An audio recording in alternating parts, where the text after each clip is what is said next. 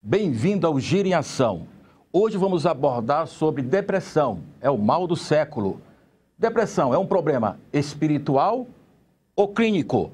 Fique ligado.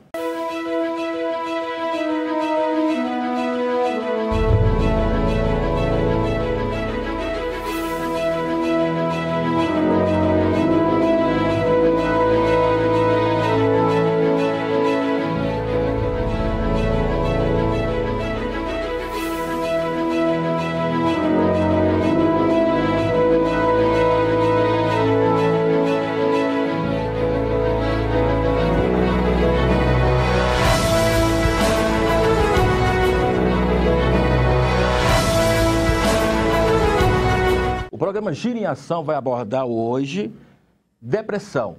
Depressão é um problema clínico? É espiritual? A gente tem visto muito, até nas redes sociais, mídia, alguns obreiros falando que é espiritual. E muitos psicólogos, psiquiatras dizendo que é clínico. E para abordar esse assunto, nós convidamos o pastor Reginaldo Cruz. Bem-vindo, pastor. Obrigado, prazer estar aqui no programa. E a professora da PUC Goiás e psicóloga, Georgia Bueno. Bem-vinda, professora. Oi, obrigada pelo convite. Então, vamos começar pela professora. Professora, o que é depressão? E quais os sintomas realmente de uma pessoa que está com esse problema de depressão? Tá. Vamos pensar primeiro o seguinte.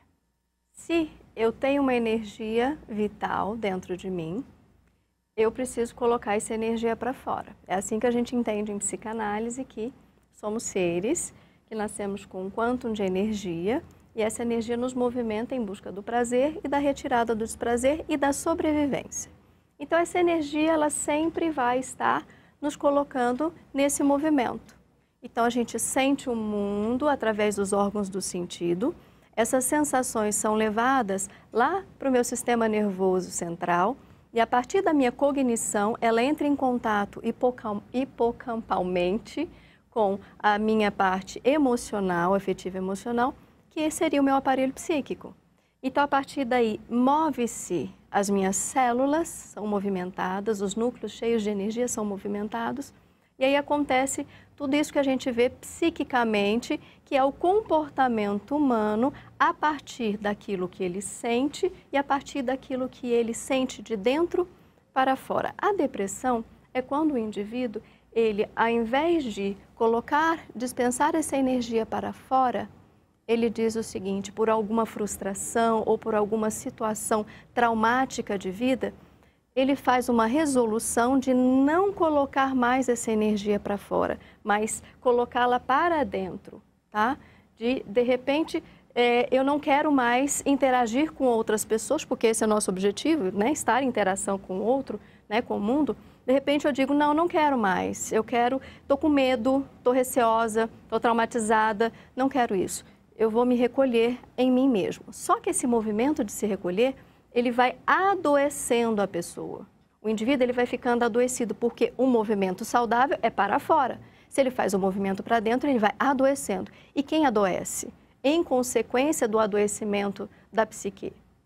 O próprio corpo. Agora, a parte espiritual, eu vou dizer, eu considero, né, até como psicóloga, que existe uma porção espiritual que atua na nossa porção psíquica, mas que, por consequência, chega no nosso corpo. Então, é de cima para baixo, é do espiritual, o psicológico, para chegar no corpo. É assim que eu vejo. Da sua definição, então, a depressão, ela é uma doença ou não é uma doença? Depende. Se eu for olhar através de um paradigma médico, é uma doença. Psicológico vai depender da abordagem. Tem abordagens, por exemplo, na psicologia, que não considera transtorno, considera comportamentos desadaptados, que precisam ser readaptados. Então, depende da visão. A psicanálise seria o indivíduo, ao invés de estar funcionando de forma adaptada também, ou de forma a colocar sua energia no mundo, nas interações, ele passa a retirar. Isso tem vários sintomas como consequência físicos, que foi o que você me perguntou.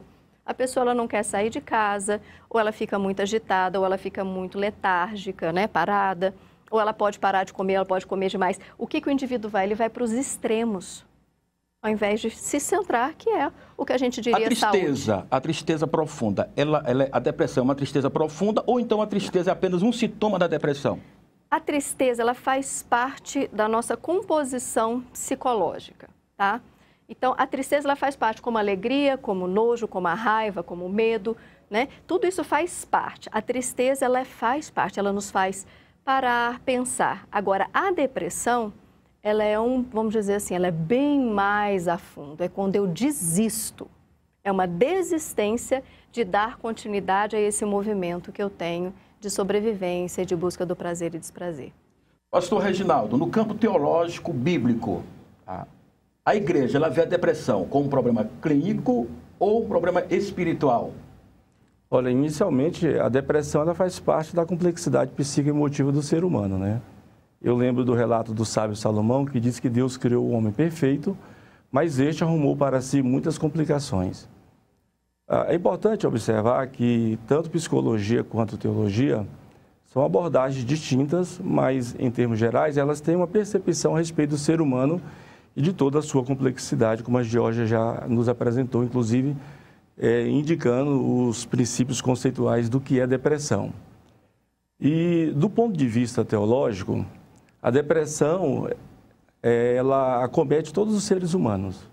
Por exemplo, os personagens bíblicos mais proeminentes, tanto da perspectiva do Antigo quanto do Novo Testamento, alguns sofreram de depressão. Alguns fazem parte até de teses, né, de alguns mestrados e doutorados. Então, você está dizendo o quê? Que isso não é um problema demoníaco, então? Está descartável? Olha, a teologia, ela nunca trabalhou a depressão como pressuposto demoníaco. Sim. Isso deve ser coisa do senso comum, né? Até porque a teologia é uma ciência interdisciplinar, dialoga, por exemplo, com a antropologia e, a partir do estruturalismo de Claude Lévi-Strauss, entende que a depressão ela está inserida no ser humano, portanto, está inserida nas culturas. A teologia também, quando estuda a depressão, ela vai dialogar, por exemplo, com a sociologia, com as ciências sociais. Por exemplo, se a gente observar Durkheim, mesmo sendo um cientista da religião, que era, antes de tudo, cientista das ciências sociais, ele escreveu um dos melhores livros sobre depressão e sobre suicídio, né? O livro de Durkheim é um clássico na academia. Aí a teologia ela é interdisciplinar porque ela vai dialogar com a antropologia, com a psicologia, que é maravilhosa, né? Desde o fim do século XIX, quando a psicologia recebe status de ciência, e nos seus vários ramos, né? Behaviorismo, Gestalt, enfim. Então, a teologia ela não trabalha sozinha. Ela reconhece as outras ciências, os outros campos de ensino, mas ela mesma observa que a depressão no ser humano, inclusive nos personagens da perspectiva bíblica, é uma realidade que acomete a todo ser humano. A gente pode citar, por exemplo, profetas que tiveram desenvolvimento e performance maravilhosa no Antigo Testamento, igual Jeremias, que era respeitado, aplaudido, mas sofreu de depressão.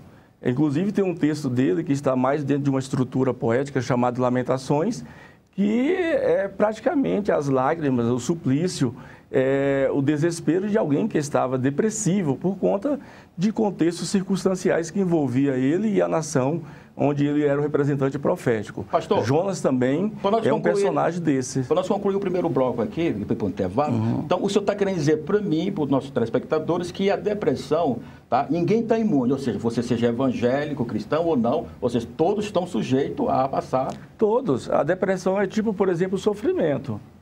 Seria bom se nós, seres humanos contemporâneos, pós-modernos, chegássemos à felicidade sem passar pelo sofrimento. Mas o sofrimento, mesmo que a gente não queira, ele, de uma forma ou de outra, acaba sendo pedagógico. Então, a depressão, ela acomete qualquer ser humano.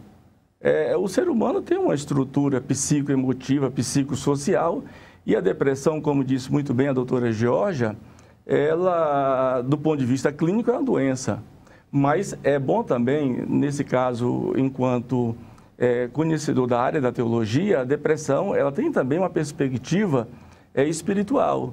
Mas não podemos espiritualizá-la, porque é uma doença, é um transtorno que acomete qualquer ser humano, independente da sua perspectiva religiosa, acadêmica e intelectiva, né? Então vamos para o intervalo, já que a gente volta com este assunto. Fique ligado na TV Metrópole. Não conseguiu concluir seu ensino fundamental e seu ensino médio? você pode voltar a estudar com supletivo EAD.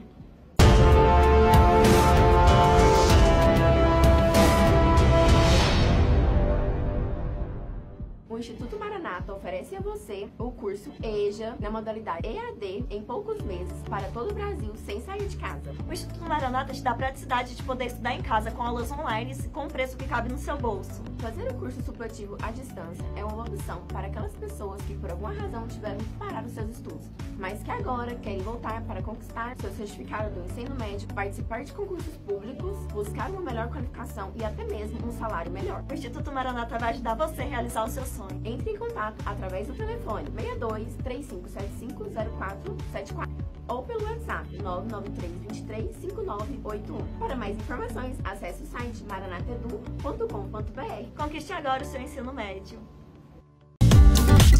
Você está assistindo TV Metrópole.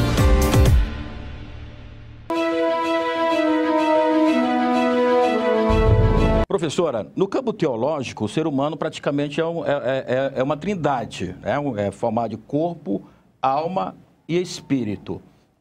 Para a psicologia, é a mesma coisa ou não? Sim, a gente também vê o ser humano enquanto um ser espiritual, enquanto um ser psicológico e um ser corporal.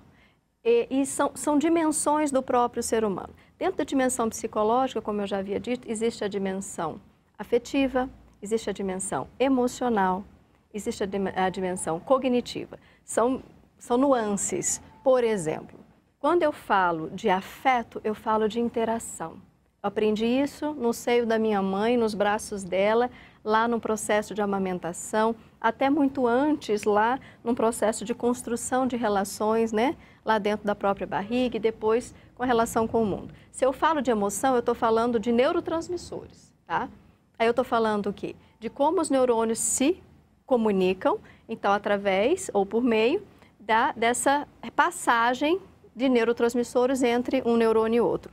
E a cognição ela é resultado disso, porque são processos que acontecem no nosso cérebro a partir dessa comunicação emocional. Eu fiz essa pergunta para a senhora, tá? Diante do que o pastor abordou aqui, ou seja, todos estão sujeitos à depressão, independente de classe social, de crença religiosa. Para os profissionais da saúde, eu não sei se você já recebeu alguém no seu consultório, que algum líder religioso falou que o problema da pessoa era um problema espiritual, maligno. Já enfrentou casos assim ou não? Já vi. Já viu? Já recebi. Porém, o que eu entendi e como eu fiz, né? Qual foi o meu manejo nessa história? Um pastor, ele pode se deprimir? Pode. Como um padre, como qualquer tipo de religioso, um professor, como qualquer tipo de ser humano, uma criança pode deprimir-se.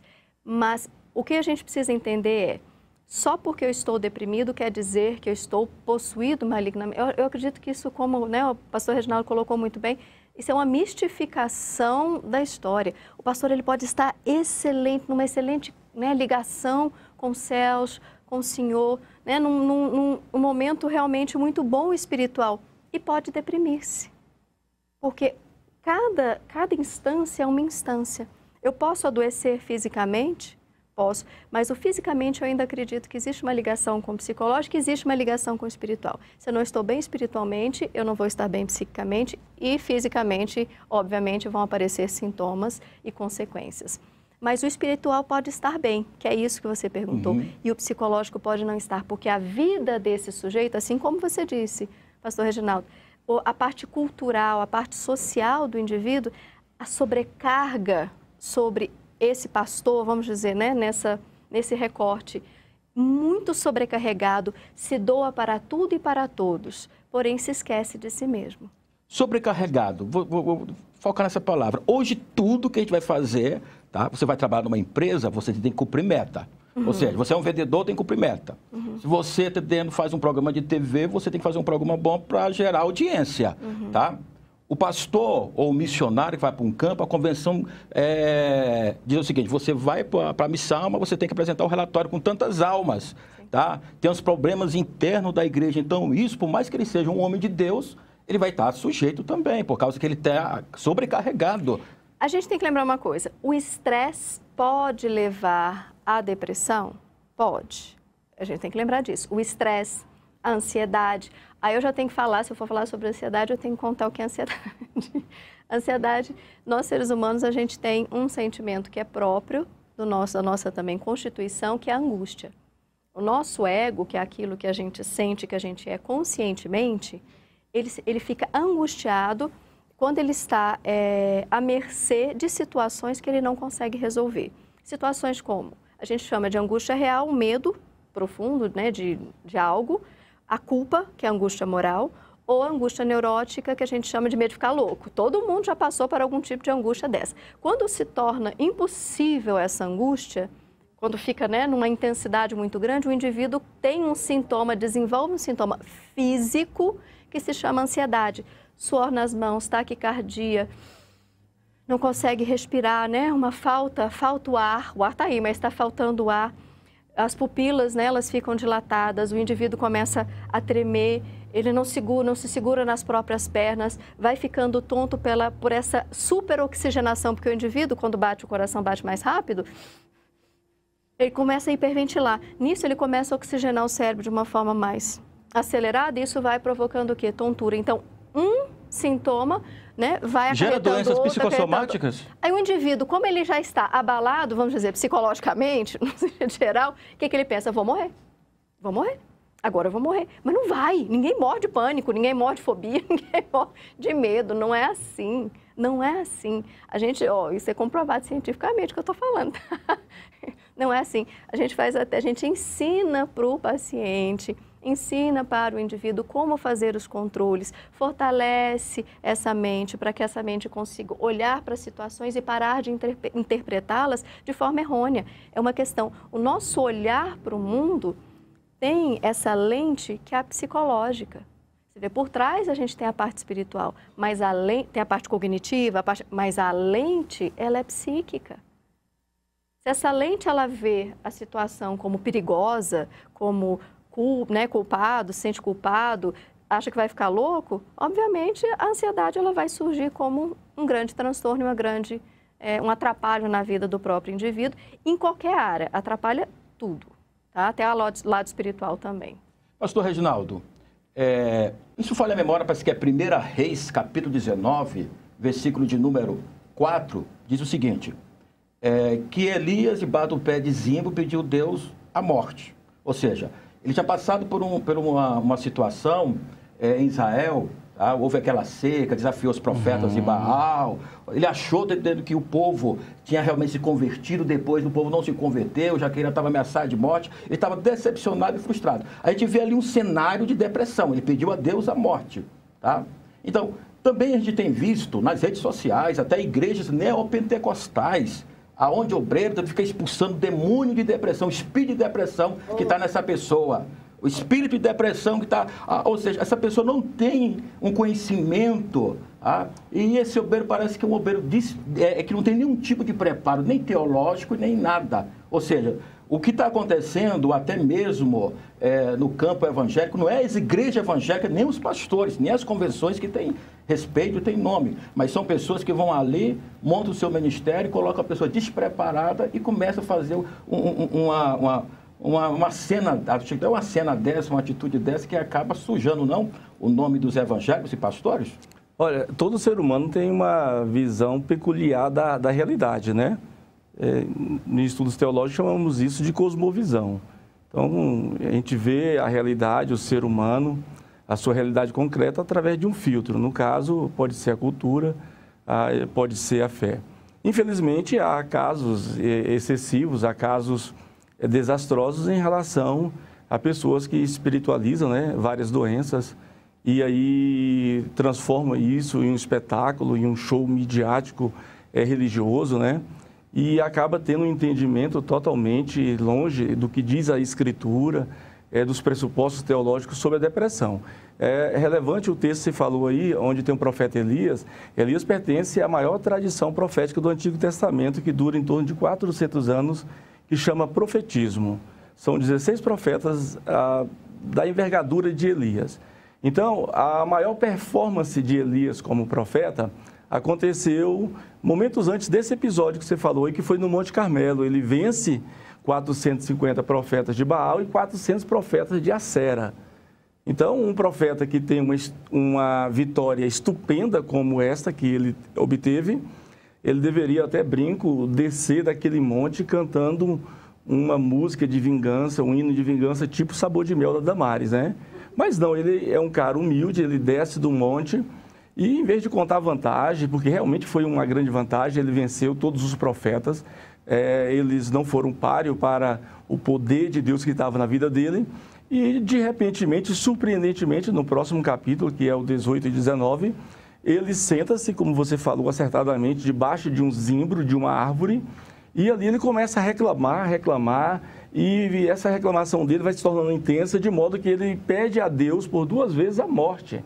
Ele pede a morte numa condição de que ele acabou de ter vitória. Como disse a doutora Georgia, um pastor, um homem, qualquer ser humano, no seu melhor momento, no auge da sua trajetória, seja profissional, seja acadêmica, intelectual, religiosa, a pessoa pode ser acometida de depressão, que é o que acontece com Elias.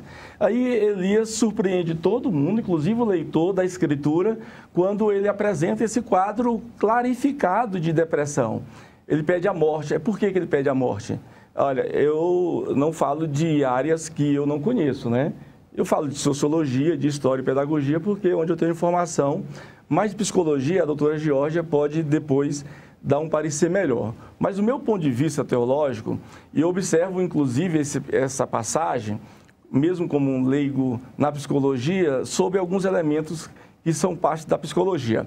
Ele diz, olha, Senhor, eu quero morrer, porque mataram todos os profetas e só eu fiquei. Vou interromper você só um pouquinho. O senhor vai continuar no próximo no intervalo, o senhor continuar a sua fala, e já vou deixar incluída uma pergunta. O senhor conhece hoje algum pastor, esposa de pastor, um pastor renomado, um pregador, que já sofreu problema de depressão? Depois do intervalo, o senhor coloca sua colocação.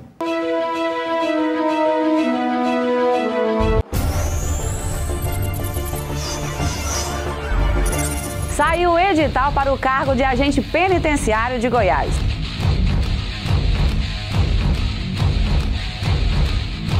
São 500 vagas distribuídas por todo o estado e o salário é acima de 4.800. Para concorrer a uma dessas 500 vagas, o candidato precisa ter nível superior em qualquer área de formação, fornecidos pelo MEC.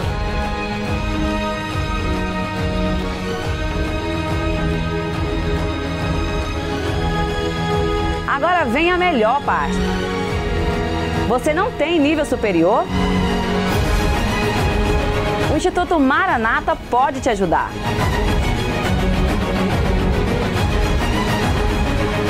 O curso sequencial Gestão em Segurança Pública e Privada habilita você a participar do concurso. São 1.080 horas que você pode fazer online ou presencial.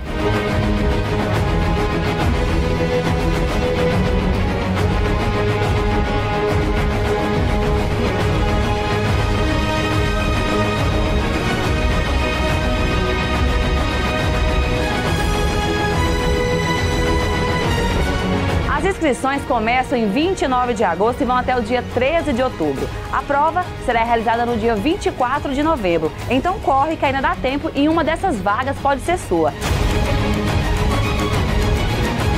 Entre em contato através do nosso site ou WhatsApp.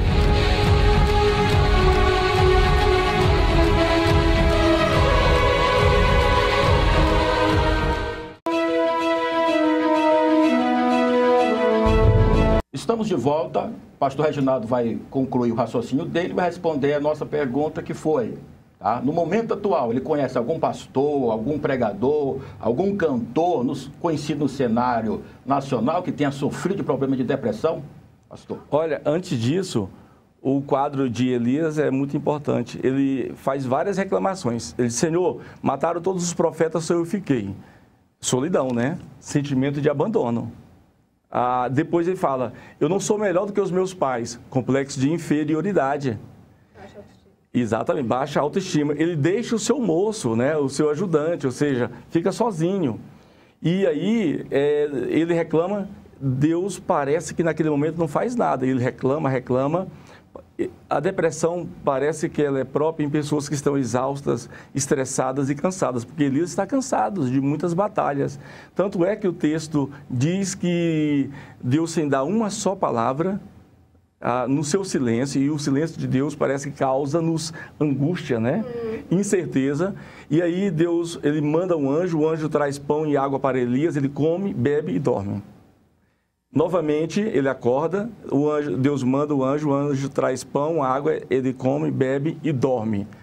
Então, ele estava descansado. E aí, depois que ele acorda, que ele descansa, que ele se alimenta, Deus vai tirá-lo da depressão. Isso é muito importante, porque está na Escritura. E é importante também no texto que Deus não o retruca, né? Ele pede a morte e Deus diz, não, você não vai morrer.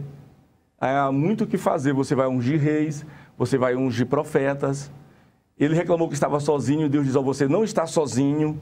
Eu preservei em Israel 7.000 profetas, que têm perspectiva de profeta como você, linguagem de profeta, hábito de profeta, cotidiano de profeta como você. Ou seja, há um comunitário profético que está aí para te ajudar a interagir, a ter autoridade, empatia com você. Então, vários elementos são observados e Deus vai ajudando Elias. É importante que Deus, doutora Georgia, ele está cansado, Deus vai lhe dar satisfação física, ele se alimenta, ele come, ele dorme, ele descansa, né? Deus vai lhe dar satisfação emocional. Tu não estás sozinho, tem 7.000. Ele coloca o anjo, ele mostra que ele está com ele, que ele não está só. Lembra, nós somos seres relacionais. Se a gente se relaciona com o outro, quer dizer, a gente tem maior possibilidade de não deprimir. Exato. Quando estamos sozinhos, temos maior possibilidade. E quando a gente faz assim com a energia, põe para dentro, o que a gente está querendo? Não quer se relacionar com ninguém. E aí que a gente tem que começar a olhar. Começar a perceber. Por que essa pessoa está ficando reclusa? Por que ela está querendo ficar longe? Por que ela está reclamando que ninguém quer ficar perto dela? É o contrário, ela que não quer ficar perto dos outros. Recentemente, eu escrevi um livro em perspectiva mesmo pastoral, porque os meus livros, praticamente todos, foram produzidos na academia. E o título desse livro é Tem Cuidado de Ti Mesmo e da Doutrina. Quando eu falo cuidado de ti, eu até trabalho essa narrativa de Elias, né? A necessidade do ser humano, inclusive do pastor, cuidar de si mesmo. Foi me perguntado se eu conheço algum pastor que teve depressão. Muitos. Eu mesmo tive depressão há 2 décadas atrás. E não faltam pastores famosos, né? Inclusive agora mesmo, recentemente, não pastor, mas alguém conhecido na mídia, o Whindersson Nunes, né? Um quadro de depressão gravíssimo, né? Parou temporariamente algumas das suas atividades como youtuber, volta. E há casos de pastores... O Kaká, jogador de futebol também, teve problema com depressão. Isso, o pastor Cláudio Duarte chegou a ter um problema seríssimo, grande palestrante, o mais conhecido hoje, né? Entre os evangélicos nessa área mais de humor, gospel, enfim. Então, como eu disse no início, qualquer ser humano pode ser acometido da depressão. Não só o próprio Elias, Jonas, da mesma categoria profética, pede a morte 2 vezes. Deus vai mudar a perspectiva dele. Paulo, que parece ser o personagem mais firme, mais perseverante na Bíblia, ele comenta que na Acaia ele foi tão perseguido que ele chegou a entrar em desespero de vida, né? Claro, nós temos as nossas fragilidades. O ser humano, ele aqui, ali, acolá, ele é vulnerável. Tem uma hora que a situação é de alta complexidade, as pressões, né, profissionais, intelectuais, religiosas, são intensas e o ser humano, ele é como qualquer outro ser humano. É por isso que alguém perguntou para Deus, Senhor, quem é o homem para que tu te importe com ele, né? Deus criou o homem perfeito, mas depois da queda, ele atrai para si muitas complicações. Então, ele por si mesmo, às vezes não tem força de sair daquela situação. Ele precisa da ajuda de Deus, ele precisa ajudar a si mesmo, né?